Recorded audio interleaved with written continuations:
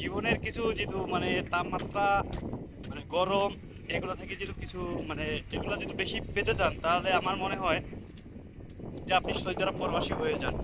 তাহলে বুঝতে পারবেন যে গরম কত প্রকার এবং কি কি এবং রোদ কত প্রকার এবং কি কি। আসলে মানুষ আমরা অনেক ভিডিও প্রবাসীরা অনেক ভিডিও দেই যে অনেক তাপমাত্রার মধ্যে ডিউটি করি, অনেক তাপমাত্রার মধ্যে এ, কাজ করতে হয় আমাদেরকে অনেক রোদের মধ্যে। তো মানুষ আসলেই এটা মনে কিছু করে না।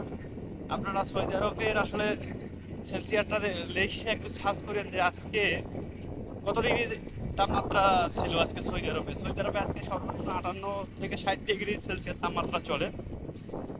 তারপরে দেখেন এই এত ডিগ্রি সেলসিয়াস তাপমাত্রার মধ্যে আমরা ডিউটি করতেছি, আল্লাহ রহমতে কিছুই হচ্ছে না। আল্লাহর রহমত আছে এই দেশে একটা, ঠিক আছে, আল্লাহর অশেষ রহমত। এই দেশে কোনো গাছপালা নাই, মানে আপনি যে ডিউটিতে যাবেন পুরোটাই রোদের ভিতরে হেঁটে হেঁটে যেতে হবে।